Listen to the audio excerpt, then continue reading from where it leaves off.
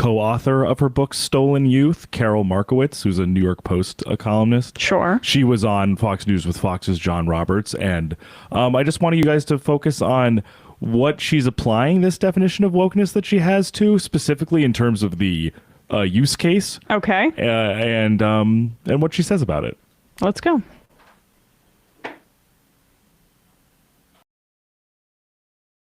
Youth is about how this is affecting even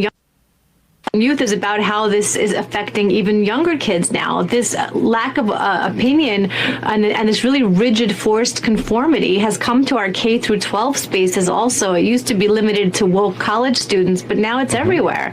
And, I love that Whoopi's, finally aware of it and finally ready to fight back on it. Sorry, to be clear, Whoopi Goldberg. Yeah, well, they're obsessed with Whoopi Goldberg on the right for some reason. So it used to be limited to woke college students, but now it's everywhere. And, I love that Whoopi's, finally aware of it and finally ready to fight back on it. But again, maybe they should start on their show. In fact, I want to just read a quote from your book. This is call for number 4, if I could. Your take on wokeism's effect on children, where you say, quote, if they can make our children miserable, lead them to question every building block of society and rebuild their entire concept of reality, then the left and their woke indoctrinators will consider that a victory. Go into a bit more detail on that. Look, this isn't the first time in history that a totalitarian, minority has risen up and tried to shut down the views of the majority. And that's what's going on in America today. You're only allowed to have certain opinions. You're only allowed to state them in a certain way. And that's what wokeness is. It's a leftism, but it's coupled with a very forced conformity that even people who are on the left feel that they need to abide by, like Whoopi Goldberg.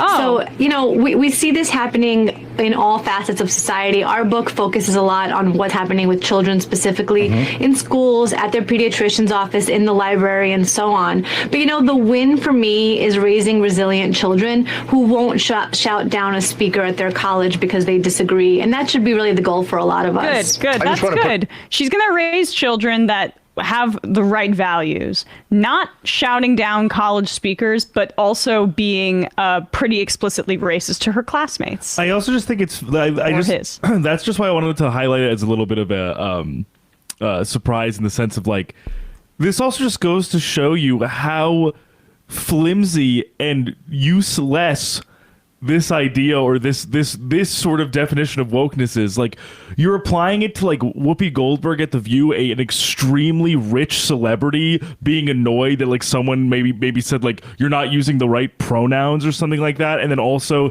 the Stanford Law event, where when the actual video came out, the literal appointed Fifth Circuit judge was calling a student an appalling idiot and yelling at them, calling them a teenager, and that's when the response of like, what are you, 92 or whatever, came back. In the sense of like this idea that like those two incidents validate or absolve her of like any sort of critique of their definition of wokeness, which Bethany Mandel could not actually muster in a live interview, is absurd. Well, and then at least this co-author here had a ton of time to come up with her definition. And when you find the definition, when you get to it from her, it is so broad that it's completely inscrutable. And then her entire complaint is that you can't say this because of wokeness, as she says it on Fox News.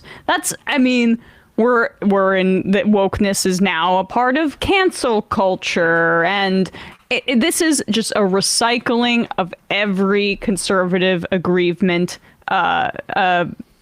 talking point since, I've been following politics in my lifetime. And Matt, didn't you also pull that quote one time from 1902 that was like, we can't say anything anymore? Like, yeah, it's this idea of like sort of like, there's no, rhetorically, people can't say anything anymore. It's hundreds of years. That was Matt found the old newspaper clipping of complaints that you couldn't say that Abe Lincoln was a descendant of monkeys anymore, right? Yeah, it was the stinking PMC. At that point, it was the Democrats, the wokesters. Republicans, the stinking PMC Republicans who run all the newspapers were afraid to show a comparison of Abraham Lincoln's profile and a ape's profile because of how similar the skull shapes were. Yeah. So a tale of as old as time. Phrenology. The discourse has moved past their idiotic perspectives because of, the collection of knowledge. And then that's the same thing as persecution. And we've seen this before in history, she says. Woo!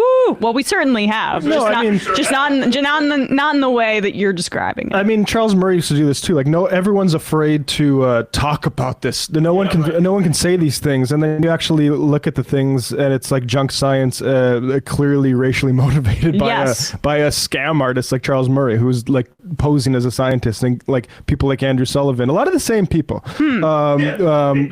laundering as like a sort of like beleaguered social scientist, when in fact he's just like a racist hack.